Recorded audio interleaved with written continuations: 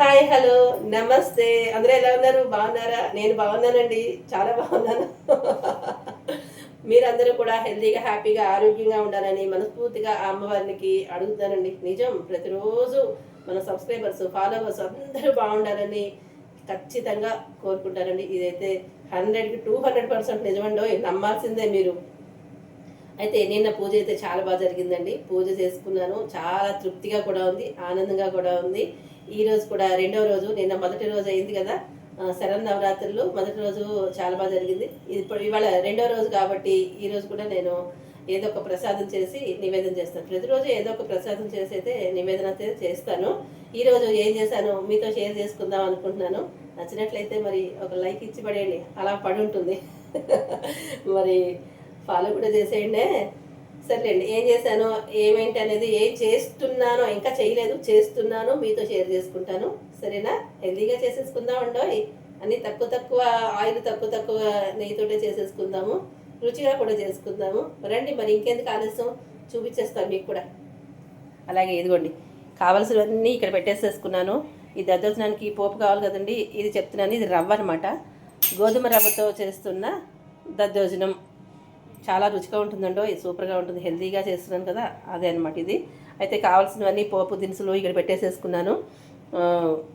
అలాగే పెరుగు కావాలి కదండి, ఫ్రెష్ కమ్మటి పెరుగు, ఉప్పు పసుపు ఖచ్చితంగా కావాల్సిందే. ఈ రెండు కూరకండి ఇవి, ఈ మూడు కూడా క్యారెట్ కూర చేయడానికి ఈ మూడు అనమాట. ఇవన్నీ కూడా దద్దోజనానికే. పోపుకి చెప్తాను. ఈ కరివేపాకు పచ్చిమిరపకాయలు కూడా ఈ కూరలో పడేవే అనమాట. ఈ పచ్చిమిరపకాయలు, అల్లం, ఎండుమిరపకాయలు, అలాగే కొంచెం జీలకర్ర, ఆవాలు, శనగపప్పు, మినపప్పు, మిరియాలు, ఇవి మాత్రం నెయ్యి కూడా కావాలండో, నెయ్యితో పోపు పెట్టుకోవాలి. ఇవి మాత్రం దీంట్లో దద్దోజనంలో వేస్తాను అనమాట, ఈ పెరుగును. అయితే మీకు ఇంకొకటి చెప్పాలి, ఈ జీలకర్ర ఇంత వేయలేండి, కొంచెమే వేస్తాను. జీలకర్ర కాకుండా వాము వేసుకుని చేసుకుంటే సూపర్గా ఉంటుందండి. ప్రతిసారి నేను వామే వేస్తాను, ఈసారి జీలకర్ర వేద్దామని చెప్పి జీలకర్ర వేస్తాను అనమాట. ఈ రెండు కూడా ఆప్షనల్, ఇది వద్దనుకుంటే వదిలేసేయచ్చు. మీకు నచ్చితే కనుక కొద్దిగా ఒక్క పిసరు ఇంగు వేసుకుంటే బాగుంటుందండి. ఇదనమాట. దీంట్లో నేను ఉప్పు పసుపు అన్నీ వేసేసుకుని ఈ పోపు అంతా కూడా చక్కగా కొద్దిగా నేతి బొట్టు వేసి వేయించేసుకుని మీకు చూపిస్తాను. ఈ కూర కూడా చేసేసిన తర్వాత చూపించేస్తాను, సరేనా? టైం లేదు మనకి ఇప్పుడు. ఇదిగోండి, చారు అయితే మరిగిపోతుంది చూసారా. చారు రసం అనమాట, టొమాటో రసం. దీన్ని బాగా మెత్తగా మెదిపేసుకున్న తర్వాత పెరుగు అది వేసేసుకుందాము. ఈ దద్దోజనానికి ఈ పోపు అయితే ఇలా వేయించేసా. పోపు వేగిన తర్వాత ఆపేసిన తర్వాత పసుపు ఇందులో వేసానండి, పచ్చివాసన రాకుండా కొంచెం కలర్ అవుతుందని చెప్పి పసుపు ఇందులో వేసాను. ఇది ఒక టిప్ అనమాట. ఈ పోపుని దాంట్లో వేసేసి ఇలాగా పెరుగు వేసేసుకుని ఉప్పు పెరుగు ఇందులో వేసేసి చక్కగా ఇలా కలిపేసుకున్నాను చూసారా.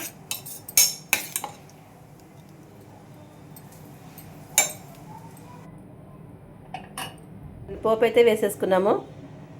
ఇక కూర అయితే చేయాలి. ఈ కూర కూడా చక్కగా కూర కూడా చేసేస్తాను. ఇదిగోండి, ఈరోజు చేసినవన్నీ ఇవేనండి. క్యారెట్ కూర సూపర్గా ఉంటుందండో. ఈ క్యారెట్ శనగపప్పు కొబ్బరి వేసి చేసేసాను, అద్దరిపోతుంది అనమాట. అలాగే టొమాటో రసం, పులగం రోజు ఉండేదే. దద్దోజనం హెల్తీ రెసిపీ, గోధుమ రవ్వతో చేసిన దద్దోజనం అనమాట. ఇదిగోండి, వంట అయితే పూర్తయిపోయింది. మనం అన్నీ చేసుకున్నవన్నీ ఇక్కడ పెట్టుకున్నాము. ఇంక ఇప్పుడు ప్రశాంతంగా పూజ చేసుకోవాలి. హ్యాపీగా పూజ చేసుకున్న తర్వాత ఈ వీడియో మీకు అప్లోడ్ చేస్తా, సరేనా? కొంచెం లేట్గానే వస్తున్నాయిలేండి వీడియోలన్నీ కూడాను. ప్లీజ్ చూడండి, ఏమనుకోకండి. పూజలు అవి కదా ఫ్రెండ్స్, అందుకని కొంచెం లేట్ అవుతుందన్నమాట. అయితే ప్రశాంతంగా వంట అయిపోయి ఇక్కడ పెట్టిన తర్వాత ఇంకా హాయిగా పూజ చేసుకోవచ్చు అనమాట. మనం డిస్టర్బ్ చేసే వాళ్ళు ఎవరు ఉండరు. వంట చేయకపోతే అయ్యో చేయలేదు, ఇంకా వంట చేయలేదు అనే ఆలోచన వస్తూ ఉంటుంది. వంట అయిపోయి అక్కడ పెట్టుకున్నాం కాబట్టి, ప్రసాదం కూడా అక్కడ పెట్టేసుకున్నాం కాబట్టి, పూజ అయిపోయిన వెంటనే టక్మన్న నివేదన చేసేసుకోవచ్చు అనమాట. మీరందరూ ఎలా చేసుకుంటున్నారో తెలియజేసేయండి. నాకైతే ఫస్ట్ రోజు చాలా బాగా చేసింది, ఈరోజు కూడా చాలా బాగా చేసుకుంటాను అనుకోండి. ప్రశాంతంగా వంట అయిపోతే హాయిగా ప్రశాంతంగా చేసుకోవచ్చు అనమాట. ఇంకా వంట చేయాలనే ఆలోచన ఏమి ఉండదు. లేదు అంటే కనుక తెల్లవారుజామున పూజ చేసేసుకున్నాం అనుకోండి, వంట అయిన తర్వాత నివేదన చేసుకోవచ్చు. ఏదో ఒకటి పాలో ఏదో పండో నైవేద్యం పెట్టేసుకుని కొబ్బరికాయ కొట్టేసుకుని అలా తెల్లవారుజామున అయితే కనుక అట్లా ప్రశాంతంగా చేసుకోవచ్చు. లేదు కొంచెం తెల్లవారిపోయింది అనుకోండి, అయ్యే కొద్దీ టైం అయిపోయే కొద్దీ మనకి టెన్షన్ వచ్చేస్తూ ఉంటుందన్నమాట. ఇంకా వంట అవ్వలేదు అనే దృష్టిలో ఉంటుంది. ఇద్దరు మనుషులు ఉన్నా సరే, ముగ్గురు మనుషులు ఉన్నా సరే, ఎంతమంది ఉన్నా సరే అలాగే అనిపిస్తూ ఉంటుంది. నేను వంట చేసుకుని ఎందుకు వచ్చిన గొడవ, హాయిగా వంట చేసి పెట్టేసేసుకుని పూజ చేసుకుందాంలే అని చెప్పి ఇలా పెట్టేసుకున్నాను అనమాట. ఇంతేనండి ఇవాళ ఒక చిన్న వ్లాగ్ అనమాట. మీకు కనుక నచ్చినట్లయితే లైక్, షేర్, సబ్స్క్రైబ్ చేయండి. మరొక మంచి వీడియోతో మళ్ళీ మీ ముందుకు వస్తా.